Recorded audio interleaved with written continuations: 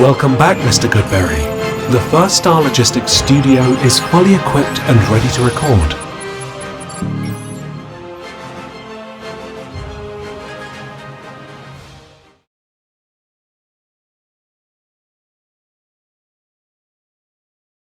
We're in the final quarter of the NFL season. The Cincinnati Bengals take on the Minnesota Vikings on Saturday. Don't forget this week, Leon Hall, the great Leon Hall, is the ruler of the jungle. The Bengals look to keep their playoff hopes alive, currently at 7-6. Facing backup quarterbacks again, Nick Mullins will get the start for the Minnesota Vikings.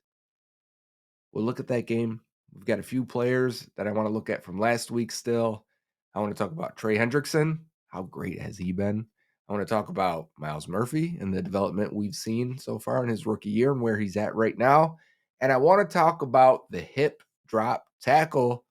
NFL Commissioner Roger Goodell says we got to get it out of our league. What do we think about it? What do I see? How could it be officiated? What would the rule look like? This is Bengals on the Brain. I'm your host, Joe Goodberry. The show is brought to you by First Star Logistics. First Star's got a great giveaway this time. If you haven't seen the golf bag, the Bengals golf bag, I want one.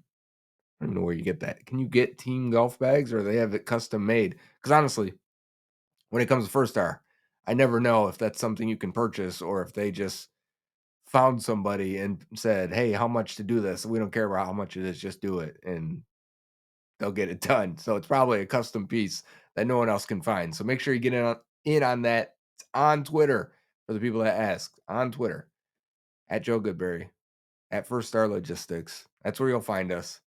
And I want to start with Trey Hendrickson. Dive into his film real quick. Monster game against the Colts. I thought it was going to be the other side. Similar to this week, the Colts were missing their right tackle last week. The Vikings are missing their right tackle. Doesn't matter. Trey Hendrickson's going against the left tackle.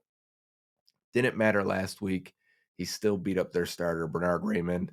7 pressures, 2 sacks, fumble. I guess he hit the quarterback. The ball went in the air. It was intercepted. I guess it's not a fumble or a sack. Just a disruption and a quarterback hit.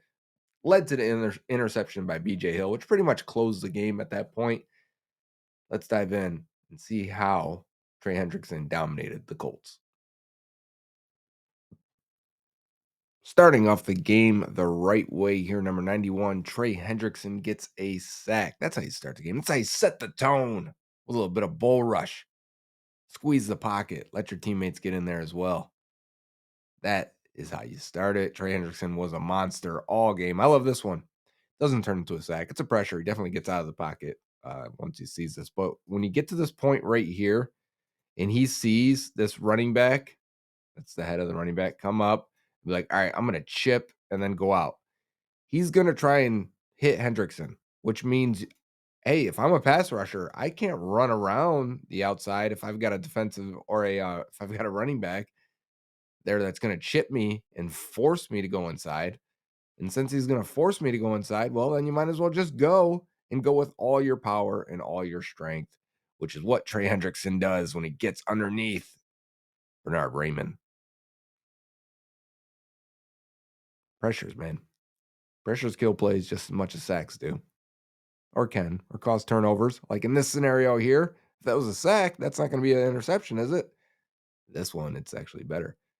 So we got tight end help on the side. Doesn't matter. Just means you got to go a little bit wider, Hendrickson. Watch him. Stick that left arm out there, pull it back. Get just enough of the quarterback to knock that ball into the air. Something to talk about this move, though, or this pass rush. We talk about running the arc as a pass rusher, right? You've got to come around, you've got to win, and then you've got to bend it back. This part right here is the part from this point where his foot, all of his weight is coming down on this foot. You'll see if there was another angle, his ankle would actually look like this. His leg would be like here, and then his foot would be like here. That is called ankle flexion. When you can bend your ankle that much and keep running around the arc at full speed and let your ankle just bend. But when you get here and he's winning, he's across this tackle here. When you get here, you can't just let yourself get run around the arc and then end up going behind. You'll even see later in the game, he and another defensive end crash behind the quarterback. When you get here, you can't just get pushed out. You've got to now have the strength. So up here, a lot of times it can be agility, it can be speed off the line. But once you win and once you're underneath and you got to fight through this power here, this guy's leaning on you. He's leaning on you. He doesn't want you to get to the quarterback. He wants to run you around. You've got to come in here and you've got to bend this back inside, fight through with a little bit of power and clean up this play and finish it at the quarterback. Let's see how he does. Watch how he fights through there. The guy's got his hand on his back, right? This hand right here was on his back the whole way, and he's trying to force him. That's what he's going to use to ride him around the arc and get him out of there. So you're going against a lot of forces there. It's not just gravity and everything pulling you as you're ripping around it like a race car around the track. It's just not the G-force pulling you into the ground. It's offensive linemen also trying to push you into the ground. And hey, they want to chip you. They want to chip you with a small wide receiver. Josh Downs over here, number one, who's the man. Don't get me wrong, but he's small. He's going to chip Trey Hendrickson. Okay. Let's see how that works out. Well, I guess we already saw it. So as he's getting chipped here, again, Hendrickson's like, all right, you want to push me inside? I'm going to use you. I'm going to use that power that you're pushing me with. And I'm going to get under the pads, get my hands inside into the chest, where later we're going to get to Myles Murphy, and you're going to see when he's bull rushing and his hands are out here.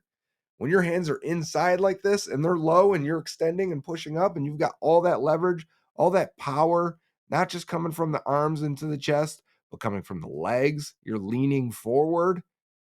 See how he's leaning forward? Later, we're going to get to Myles Murphy, and he's very vertical with it. Turn that speed into power. Get underneath him. He's forklift certified. Look at him. Trey Hendrickson.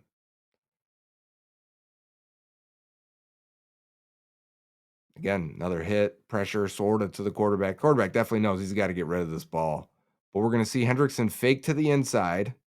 Boom. That little step inside there. He likes this one. He will hit this outside foot. And I know we got the pull in our way here. But what that does is it forces now the weight's on this foot because he went inside with it. The lineman reacts. When he thinks you may be stunting, you may be pulling off a stunt, and you're going this way, he's going to react with it.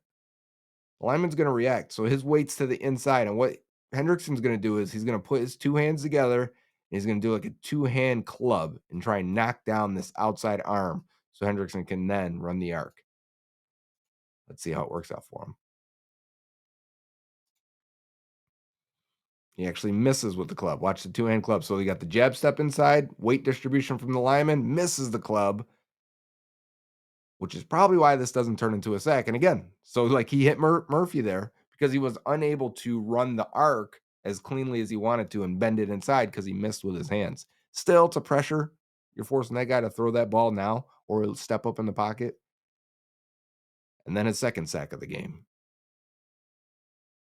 He's going to run right off the field with this one. But let's see how he wins here on the right side. Again, we've got that move we just saw, right? He must have seen it on tape or came back after that last one and said, I can run that a little bit cleaner. I think I can hit this. I think I can land with my hands here. So let's see if he jabs inside. He does. Then he comes around with the two-hand swipe. Let's rewind it. Let's see if does he land it this time? Does he land these hands? He does, right? I think so. Or does he just get the shoulder? No, he lands it. That's why he's able to turn that corner, run that arc, and finish at the quarterback. Good job, Trey Hendrickson. What a day. Trey Hendrickson having a fantastic year. I mean, honestly, he's probably going to go down as the best free agent signing in Bengals history.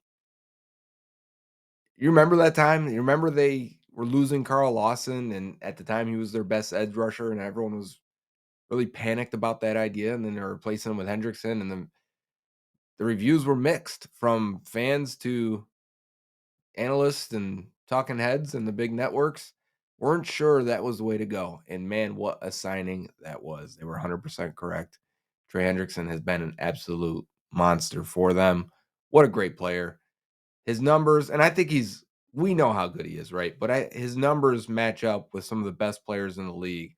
I put this up on Twitter this week because I noticed that he and TJ Watt this year were neck and neck with the exact same amount of pressures, 65 total pressures. This is from PFF, by the way, and 15 sacks each.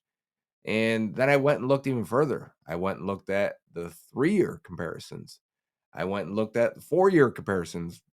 Hendrickson's only been with the Bengals for 3 years, but he had a good final year with the Saints. And because TJ Watt was injured in 2022, he missed some time. The snaps were kind of not equal, weren't equalizing. I wanted them to be closer. I wanted the snap count to be closer. So I went back 4 years and got it to the point where snap counts overall pretty close. Trey Hendrickson has a couple more pass rushes, but overall, I mean, we're talking a 2-sack difference, and Hendrickson has more pressures over the last 4 years than TJ Watt. They have the same amount of forced fumbles. Now, TJ Watt does have 3 interceptions and 1 touchdown that Trey Hendrickson does not have, but man, those numbers really are something.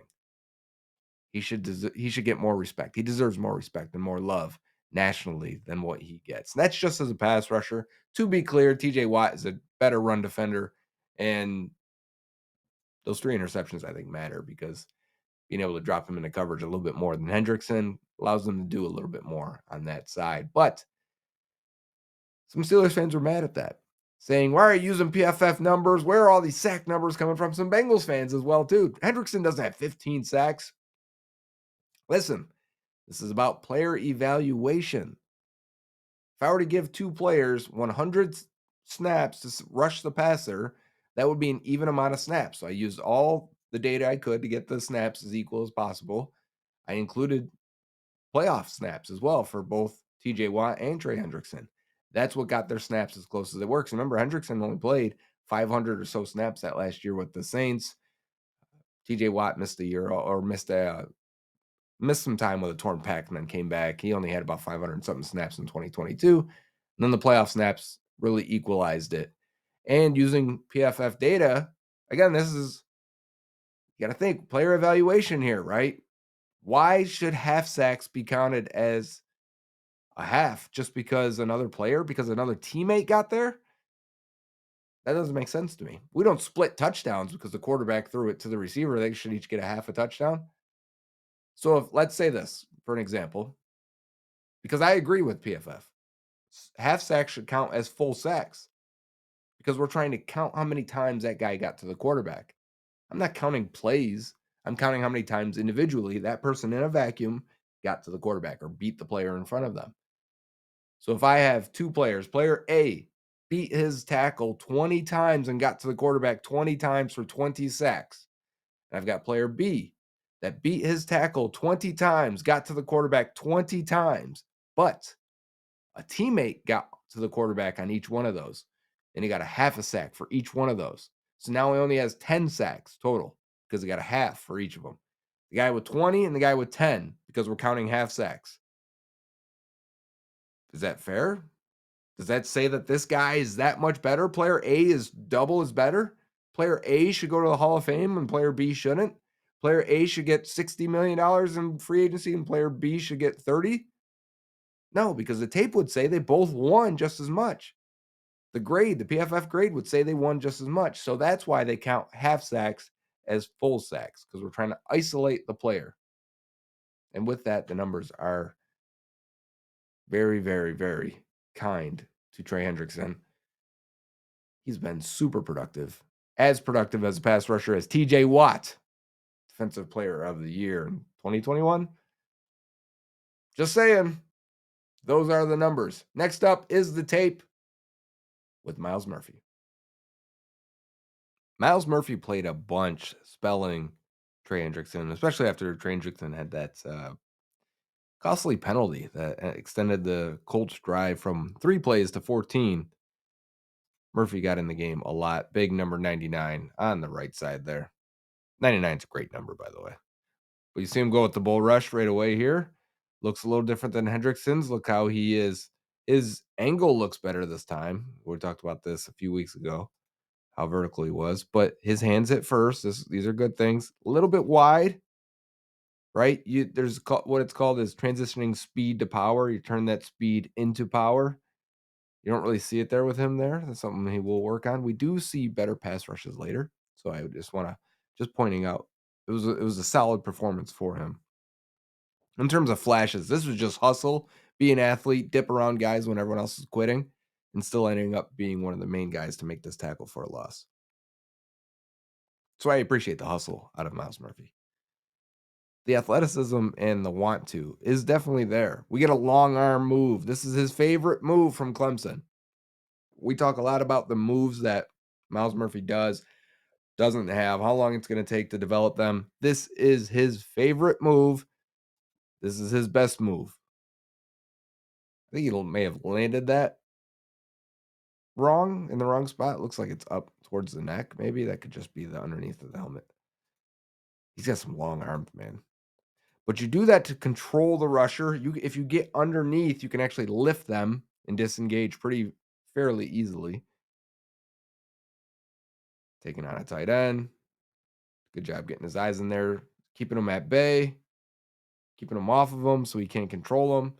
This run goes for too far because of Zach Carter just not being, just being Zach Carter. But Myles Murphy doing his thing as he goes around with another power bull rush to a rip move. So here's the initial bull rush. Look at it underneath this time. Much better initial power. Good job, Myles. And now we got to get off of it and transition to our second move, our rip. He tries to, but he doesn't knock that outside hand down. That outside hand has a grip. We've talked about this. Why isn't this holding, guys? Because it's a rip move, right? Because he put the lineman in that position. So without knocking that outside hand, it is hard to beat that guy. And so all of his momentum, he was standing straight up and down there. Now he wants to spin back inside if he can. I mean, he's getting absolutely stoned on this one. And it's all because of hand placement on the second move. We're going with a rip move to a spin again here. Didn't work that time either. Let's see what else you got for us, Myles. Oh, we've got a nice jab step and then swipe to the outside. Does Trey Hendrickson show you this? Oh, we'll take a pressure on the quarterback. I think that's a third down stop. We'll take that. Oh, yeah. And now this time he's actually going to go in. So last time he didn't go in and went outside. So you got the tackle to chase you, and then you have the athleticism to go outside. And now this time he's actually going to go in. It's a stunt, right? So the D end is going to try and come in and crash into Quentin Nelson while the defensive tackle comes around, because hopefully that tackle follows you a little bit and gives DJ Reader enough room to get around the arc and get around the corner. So let's watch Myles Murphy on this. Boom. That's camera shaking, not because of the crowd so loud, but because Myles Murphy is going to lift Quentin Nelson off the ground. Nice. Look at that. He's on one foot. And then just a little arm over, get to the quarterback. Hey, I want him on more stunts, to be honest with you. I think Myles Murphy is going to be good at that. We got a cross chop. Watch the little skip to my Lou over here. Watch how you pull this cross chop off as he gets off the ground. Yeah, let's slow it down for you. So he's going to fake like he's going inside a little bit. It's going to get you to sit down as he's angling this way. You'll start to see the weight of this guy sit, which leaves the corner open to run the arc. And you got to attack that outside hand. This hand right here, it's what he's going for. Did we get it? Let's go back and see on that. I want to watch it one more time. He wants to attack this outside hand. If you can knock this hand down and get rid of it and get it to where his arm's down like this, you've got a free corner to run to the quarterback. So let's watch how he attacks it. See if he gets to it. Yes. Knocked it down. Good job. That corner is yours. You can do a little bit better job of sustaining it a little bit longer, pinning that a little bit more. So he's like right here, but you could get it to this point, if that makes sense. Because watch, you're going to see that arm is going to come up from that tackle. He's going to regain a little bit of positioning on him. Well, you still got it. Good job, Myles Murphy. That is an advanced move, and I like that out of him. Myles Murphy making strides, slow strides, small steps, but to be expected. I mean, he's on the right track to, I guess we still don't know what the upside is. I guess that'll be probably decided in the future, in the next year or so. But at least he's showing positive progression. Remember, development progression is not linear. Guys don't just continue to get better. He'll only get better, you'll hear somebody say. That's not true. They'll have bad days. Sometimes they'll end up in a rut for a month. Development happens over time. If you zoom out and look at it in 3 years, it may look like this. But as we're zoomed in, it's more like this. So give him time. I think he looks good so far. And good as in enough flashes. Last subject, the hip drop tackle. Something I want to talk about because it was brought up a few weeks ago. We talked about when Logan Wilson had that game versus the Baltimore Ravens on Thursday Night Football. Media went nuts on it. Uh, really unfair to Logan, but at the same time, I think it brought up or put a microscope back on the hip drop issue. It started last year in the playoffs when Tony Pollard and Patrick Mahomes got hurt. It's something that they are trying to get rid of and have made rules for in rugby. The reaction people are having, though, of I guess you just put flags on everyone. I guess you can't play defense. I guess you can't tackle from the side or behind. I would like to say that if you're young, this is exactly what people said when the horse collar rule was being applied.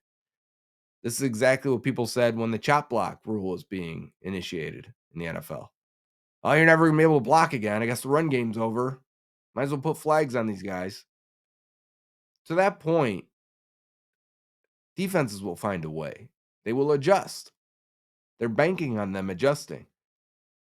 Do you remember the horse collar era? It was insane for a while. Remember T.O. getting hurt by Roy Williams? Look it up on YouTube. It was to the point where players were just doing it because it was simpler. They'd be behind a guy, they'd grab him and pull him down, yank him backwards, and then injuries started piling up rapidly.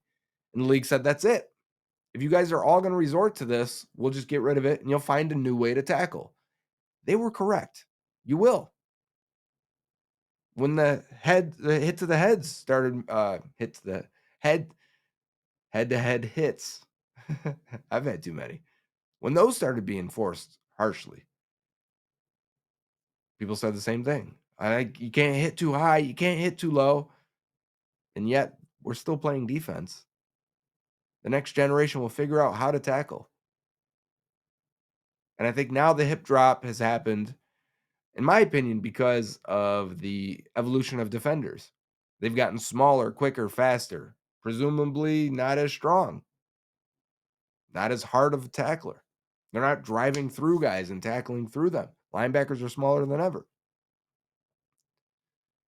So when you see these guys connect and they end up grasping and pulling down and dropping their weight, killing their legs, essentially they're turning back into a horse collar tackle. It's a very similar situation again, where the weight of the defender and the weight of the offensive player are now falling into the legs of the ball carrier. And players are getting injured. They don't want it anymore. I believe it'll be hard to officiate, but that's because we don't have the rules written yet. Pro Football Talk on NBC Sports had this, and it's taken exactly from what the rugby rules are. It basically says you have to have these three things to be a hip drop tackle. You need to have a grasp of the offensive player, either one hand or two hand. You need to drop your weight and turn your body, rotate your body, and fall into the legs of the ball carrier. I think that could be officiated based on some of the examples I have right here. And as we're looking at them, you could say most of these would be easy calls. Some of them may be blurry. I think the Pat Mahomes one might be blurry because another defender is involved. I think there's other plays where maybe the player doesn't have a full grasp of the offensive player and it ends up just being a situation where they fall into each other's legs. That happens. But if you need all three of these things, you won't have a ton of penalties, but you'll have enough to make it a deterrent so that the next generation figures out a new way to tackle. And yes, maybe in 10 to 15, 20 years, they outlaw that new way to tackle as well. I'm not naive to think that this game won't continue to evolve. It always has. It's probably a big reason why the NFL is the most popular sport in the United States, most watched. Why? Why is football? It's not just because they kill each other's brains and hurt each other like gladiators and do awesome catches and throws and runs and whatever else that you may enjoy, and because we all played, but as kids, but it's also because they continually evolve. They continually churn the game to make it interesting. And I think that's what they're doing now and calling it player safety. And this is Bengals on the Brain. I'm Joe Goodberry. The show is brought to you by First Star Logistics. Again, make sure you get on the giveaway.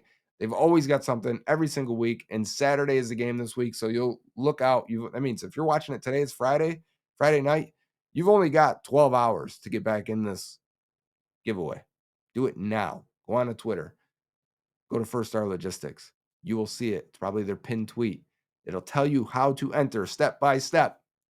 You don't want to miss out. Like I said, every single person that has won so far has followed me on Twitter. So your chances of winning are pretty good. Get in on it. And I got the Bengals in a close game. We didn't talk too much about this game, actually. We went a little long. I did record a podcast. I put that link up on Twitter. If you want my take on what this game's going to look like and some evaluations on the rest of the players, find me at Joe Goodberry. So until next time, which will be Tuesday, we'll review this film of this game. Hooday. Dave Lapham here, and every day I am grateful for my experience to have played professional football. As a player, I realize self-motivation, leadership, and appreciating your teammates are key. At First Star Logistics, you can use those same attributes to create the life you want for you and your family. Build your future by working hard like I did. You'll see results both on and off the field. Call First Star Logistics today and be part of our winning team. Opportunity knocking.